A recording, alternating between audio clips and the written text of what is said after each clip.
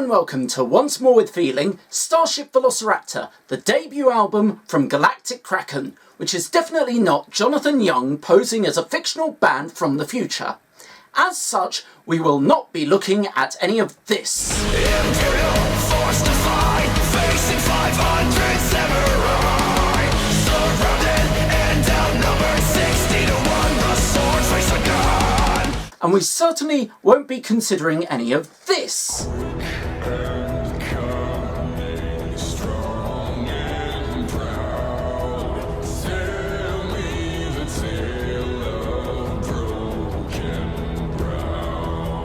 And we definitely, most assuredly, will not be thinking about any of this. Yes, my teeth and ambitions are bad, being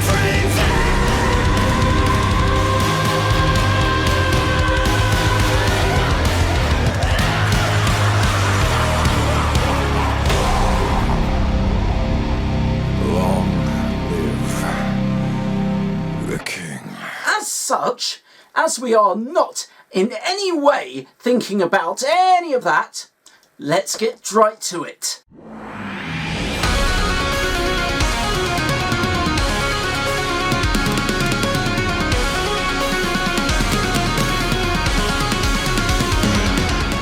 So to begin with, we have Glory or Gold. Now this is a very strong start. It's forceful, it's powerful, and we really get a good idea of what we're actually going to be getting into in terms of both the sound and the overall themes going into the album. There is a through line, sort of concept album-wise, that pops up in several of the songs. Questioning authority, demanding we swim and bleed and slave our lives away, then call it freedom. So why stop the darling project? We're presented with a very strong idea that this is going to be very much in the veins of sort of 80s cheesy rock opera kind of sound, and it's glorious for that, appropriately enough. If I were to have any complaints about this song, I would say that it has some disjointed moments that make you feel a bit off-kilter at times, but it very quickly warms up and you are able to move ahead very easily. It's one of those cases of give it a chance and it will definitely warm on you very quickly. There is one other problem in that, I'll be honest, I sometimes have difficulty actually remembering it compared to a lot of the other songs.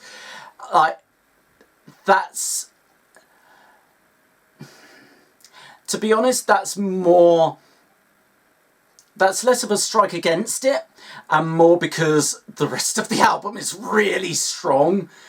Like, this is a good opener. It gets you in the mood for the rest of the album, but the rest of the album is even better. It gets really fun.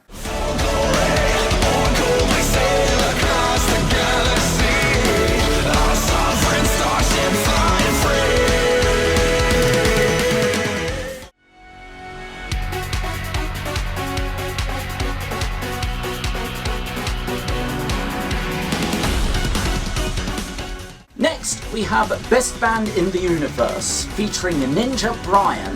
Now, this is very much what would kind of effectively be the start of the album proper, where we actually get introduced to the band, what they're about, the showcasing of their individual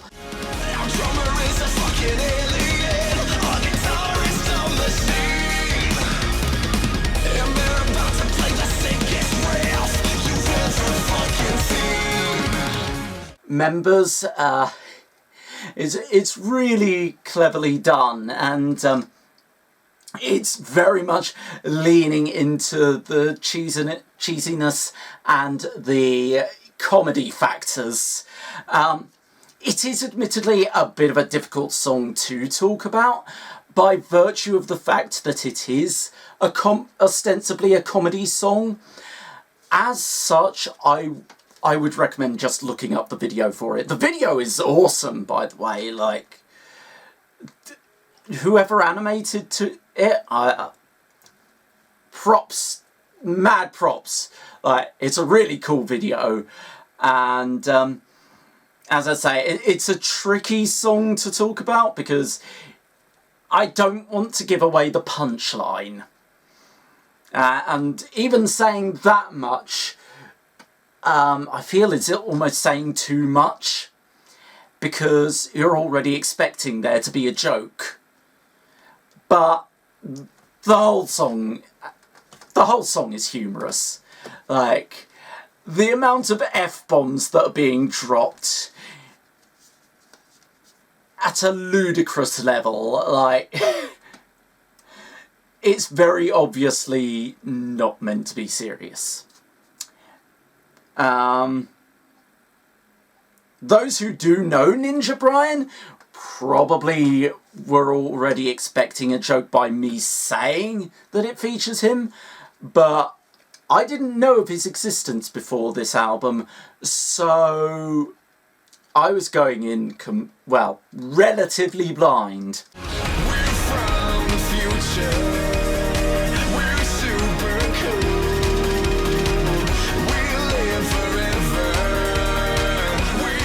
Overall, I'd say this is where the album properly starts, so make of that what you will. We're the best bands in the universe. Rock so hard it fucking hurts. Everybody else is worse. Best bands in the universe.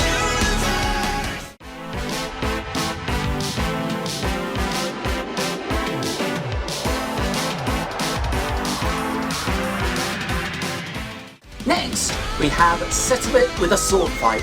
Now this is the first of the songs that I like to call manly songs of manliness for making you feel manly. It has this cool synth horn section leading in and really ramps up into this cool climactic feel of a battle between sworn enemies that can only end in one of them falling.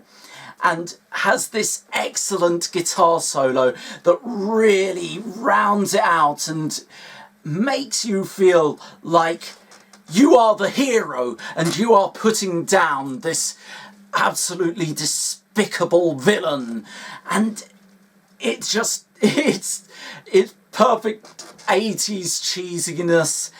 It's brilliant. I mean, you could have it as a training montage, but I feel it definitely is the only one of us is getting out alive, and it's certainly not going to be him.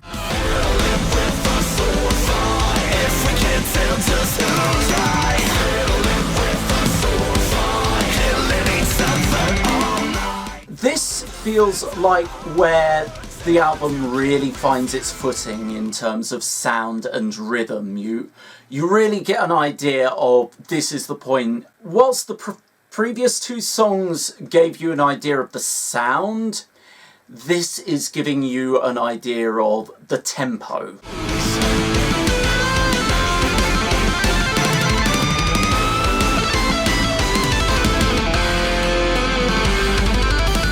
It keeps that rhythm going throughout.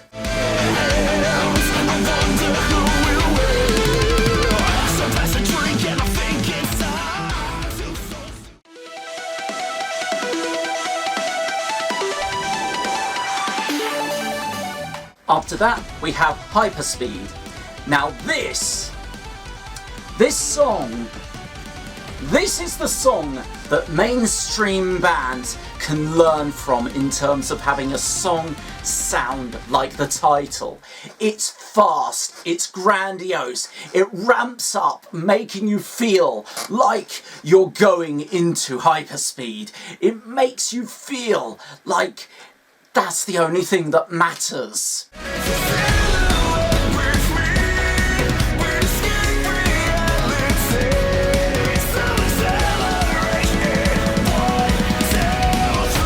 It's got massive keyboards, it's got huge sweeping overtures. The drumming is really key. It has moments of breaks, but those breaks only last for a single second, and it keeps the rhythm going. And that's what you need. You've got to keep, if you're going to call a song hyperspeed, it's got to keep going. You gotta keep going. Gotta go fast. What's interesting is, for this song, the guitar work kind of takes a back seat for most of it. It's more of a seasoning to round out the sound and works really nicely to give you a sort of, ooh, that's a nice little tinkle going on there. And then, right when it needs to, it comes in. You've got this nice, cool guitar solo that is, there's kind of, it really feels like an onomatopoeic sound. It is sort of, this build-up of guitar work is kind of, it sounds like the sort of sound, the sort of music that you'd play when a takeoff, a rocket launch is about to happen. It gradually builds and builds, almost like a countdown.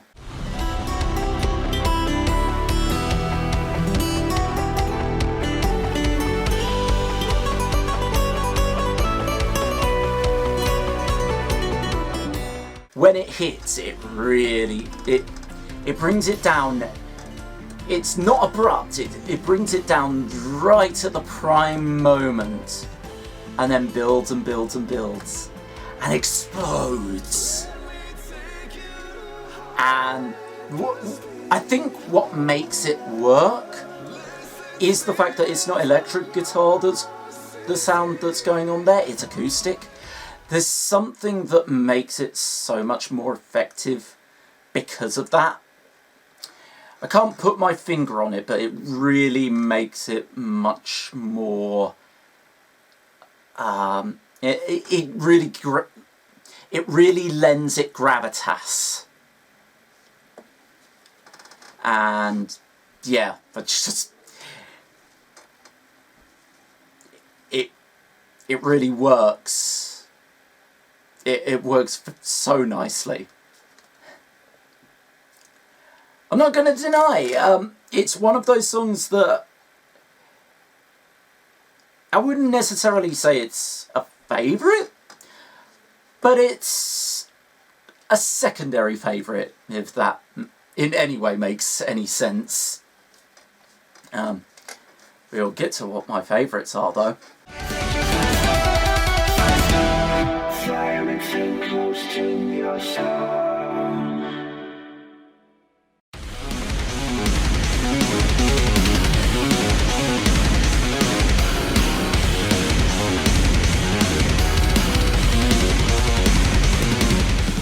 Next, we have Army of Tigers. This is the next of my songs of manliness for making you feel manly. This is insane and absurd and so Gurren Lagann-ish that,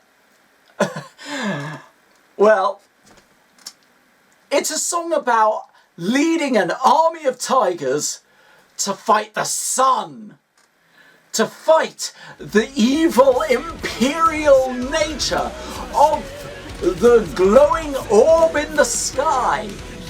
And it's as ridiculously awesome as it sounds.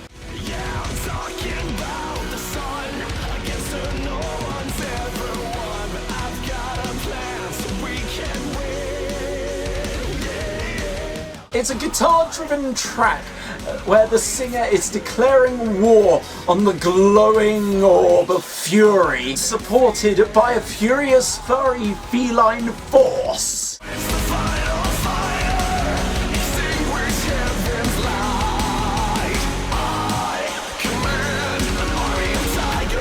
And to emphasise this cheesiness, to emphasise the 80s-ness, to emphasise the rock opera-ishness, I know that's not a word, but fuck it.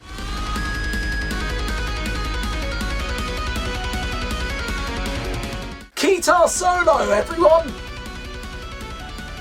I mean, if you look at this cover and you don't expect that, well, I don't know what you're on about. I mean, it seems like a perfect sort of album cover to illustrate that kind of thing.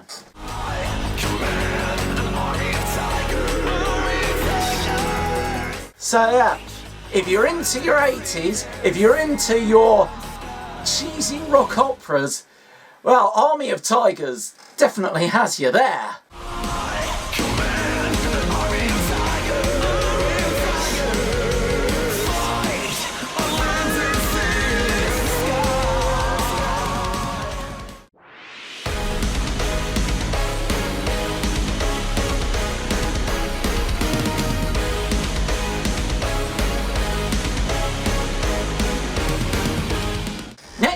We have Storm the Castle. Now this is one of my favourite songs. If you want a song about resistance, about revolution, about slaying evil greedy kings, reclaiming their riches and housing thousands with their castles, then this is the song for you. If you want to soundtrack a film surrounding those themes, this is the song for you. Rise now, stand and fight, take your freedom, claim your rights. Rise now, stand and sing, storm the castle, kill the king. Now I won't lie, this did put me in mind of the Warcraft 2 soundtrack at points, and that's a very good thing for me personally. Like, that's one of my formative games and the soundtrack is part of that. Sometimes I would just, back in the day when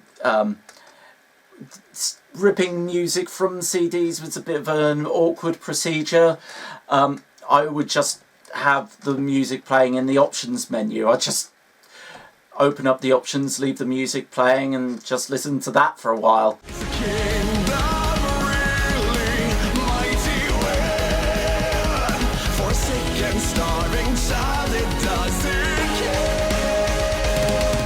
This is just one of those songs that really pumps you up and makes you go, fuck the king!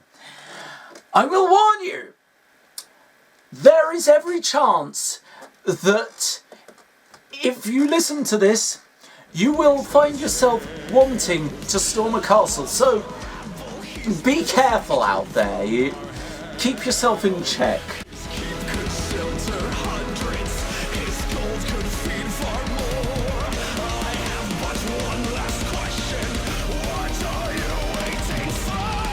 But yeah, it has this huge bombastic drumming beat,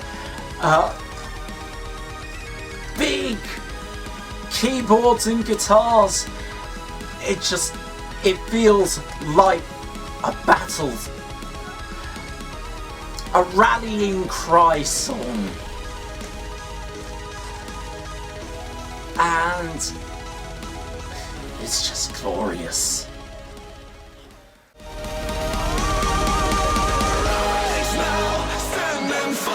Take your freedom, claim your rights. Rise now, stand and say, storm the castle, kill the king.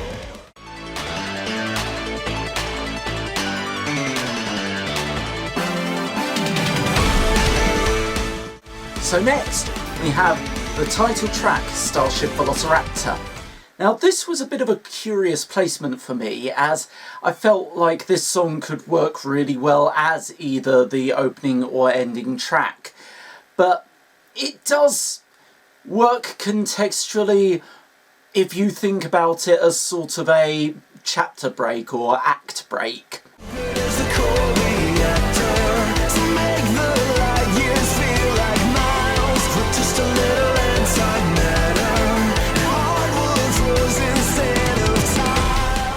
It's very much the most 80s of the tracks on the album. It's very synth-driven and drum machine taking over. The guitars very much going into the background, basically acting as more of a round out to the sound as opposed to the sound that really drives it forward. But it works really well as sort of maintaining and continuing the sort of the themes, the sounds, everything like that. The reason I'd say that this would work specifically as the opening track is because it's painting the image of this idea of the starship that this band from the future has been travelling on. You know, you could very easily go from Starship Velociraptor to the best band in the universe, you know. Here's our ship, and here is our band. But it still feels effective where it is. Starship Velociraptor, it's yours forever after. Faster than lightning, 1, 2, 3. If there are ever any plans to make some sort of musical based around this album, I would love to see what can result from something based around Starship Velociraptor itself. You know you need the finest ship in the galaxy.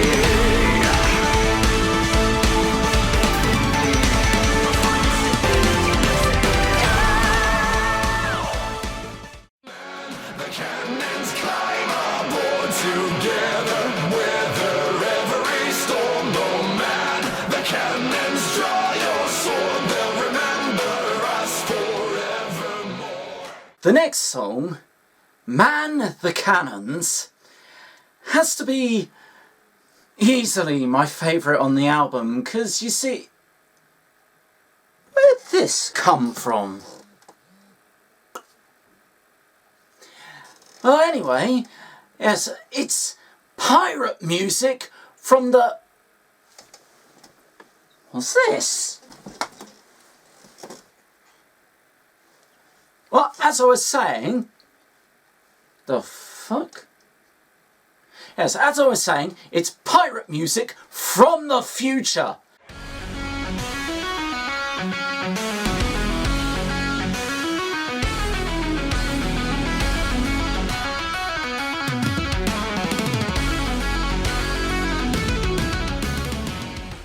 And it's as gloriously ridiculous as it sounds. You can imagine this being the sort of music that you'd play during a film from the 80s like Ice Pirates. And if you don't know what that is, you're missing out. It's some of the most ridiculous, cheesy shit you can hope to watch. And it makes no fucking sense. You can really imagine this being the sort of song where somehow you've got swinging on ropes across to the enemy's ships, broadsides going through space, while on a valiant quest for untold treasures on distant planets. Funnily enough, I recently watched Treasure Planet. It's a great movie. This would actually also work with that. Although, that's not as cheesy. It could work for the opening bits, specifically when you're dealing with the Tales of Flint. But yeah, this is exactly my bag. I mean, I love pirates. I grew up obsessed with pirates. I love space. Space games, like Star Wars, Star Trek, Babylon 5, all of that, perfectly my bag. And this just is an amazing blend of all my loves. And yeah, you can just imagine it working so perfectly for a space battle, because it's utilising the keyboard work in a very intriguing way and sort of making it sound like space-agey accordions instead of just outright keyboards.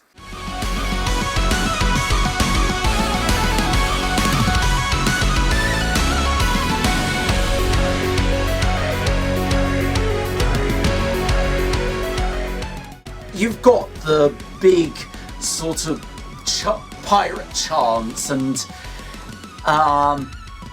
there's very much the sort of fast, frenetic feel of when a naval skirmish is going on during the bridges.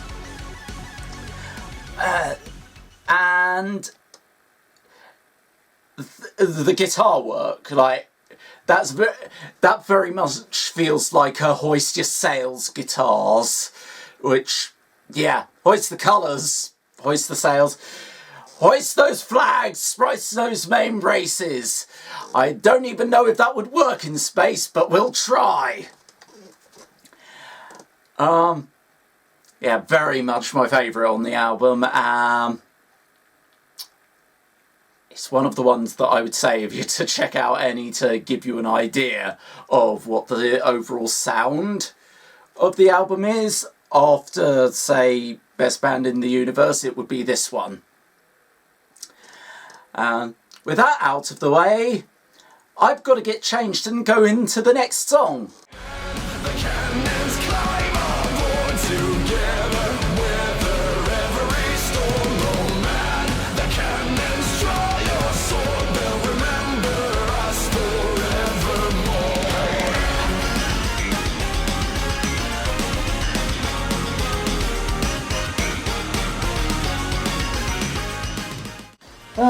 That's better.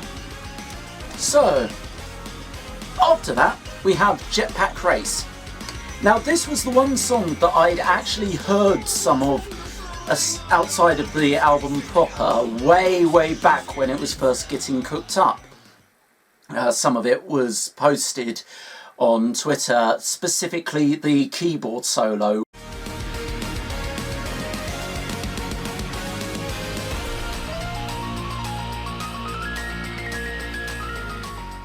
which really got me hyped because it was sort of this cool blend of funk, prog rock, rock opera, and it just really had me feeling sort of... It gave me this sense of sort of a friendly kind of battle kind of vibe, and you definitely get that with Jetpack Race. It's sort of, you've got frenemies or just a friendly race going on. They're almost like Wacky Races, there was a sort of Starship-based version of Wacky Races. I can't remember the name of it. Hopefully someone will comment about that, but definitely get the feel for that. And overall, it is sort of that sort of mix of funk and prog, and it's got the big keyboard sounds and vocal effects to have sort of robot echo effects to Jonathan Young's singing.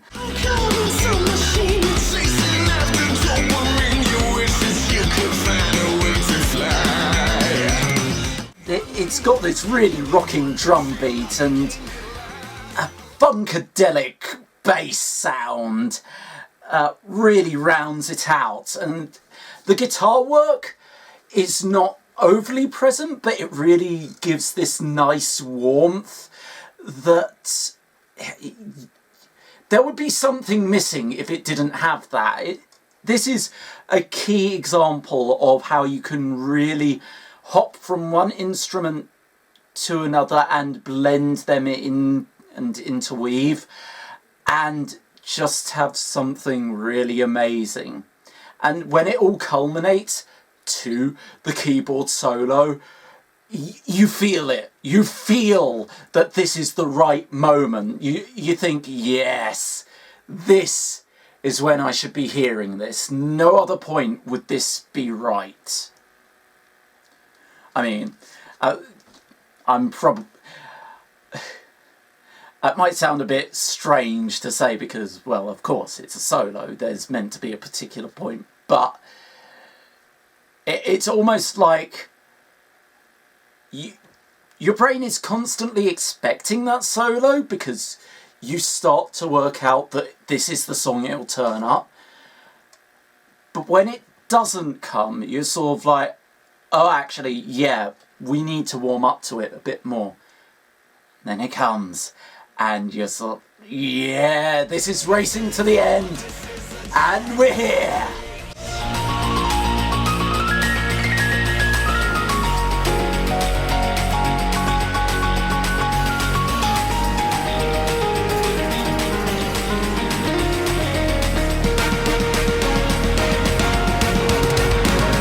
And yeah, this is my third.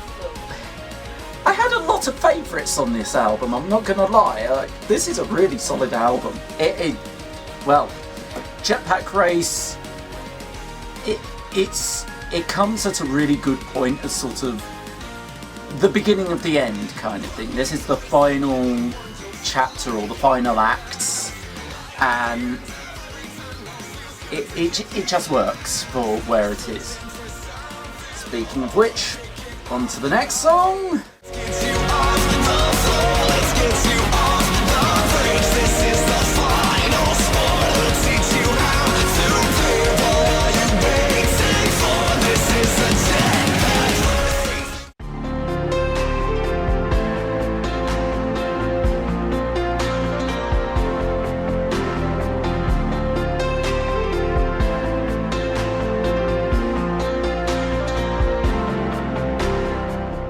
So next, we have 10,000 Light Years. Now, all throughout this review, I've been describing this album as a space-age rock opera. And what 10,000 Light Years is the huge, grandiose, bombastic love ballad saying of how the singer will always love whoever they're singing to. It doesn't matter how much distance there is between them, how much time passes, he will always love them. And it's as cheesy and glorious as it sounds. And I recognise that I've been using cheesy quite a bit in this review, and I need to outline this is to the benefit of this album. If ever there was an album that needed to just lean into it, it would need to be an album called Starship Velociraptor.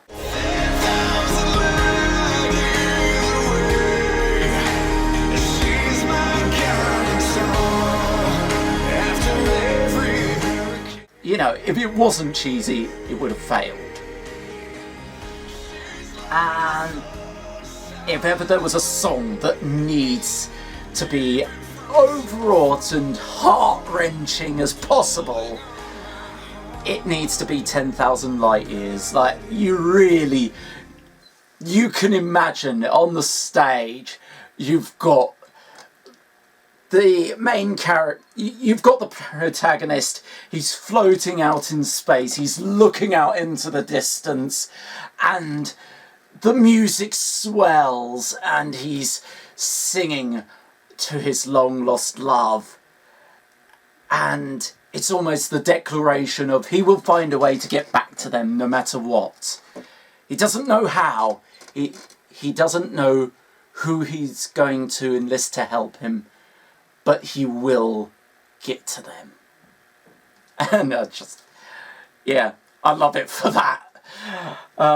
Not my favourite, but it's still a wonderfully enjoyable track.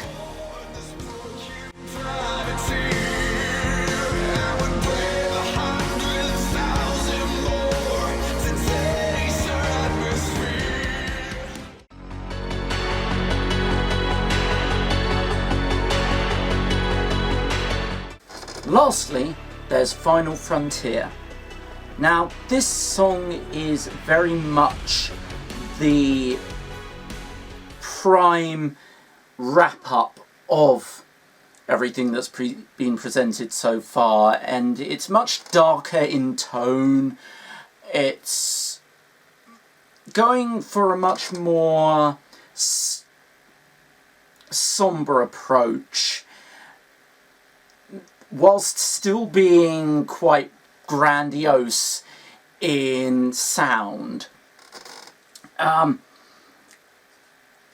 We're getting basically sort of the explanation more or less of where they've come from, why Galactikraken has come from the future.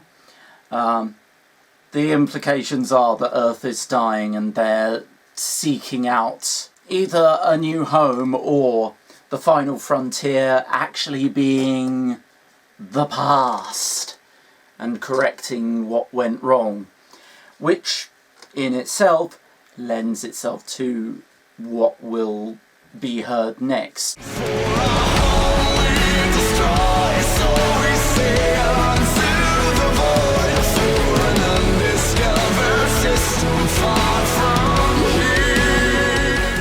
I am very excited for how this story develops and evolves.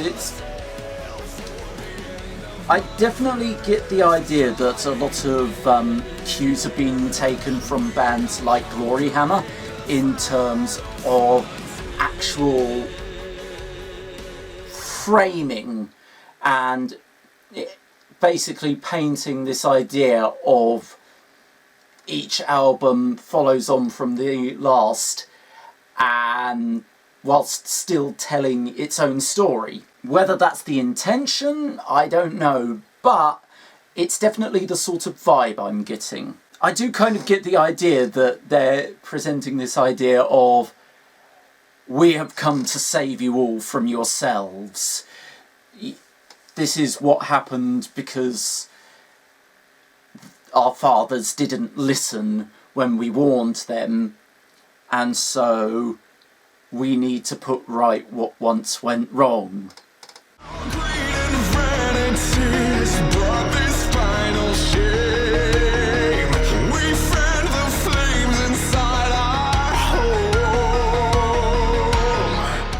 This album is bookended perfectly. I wouldn't say...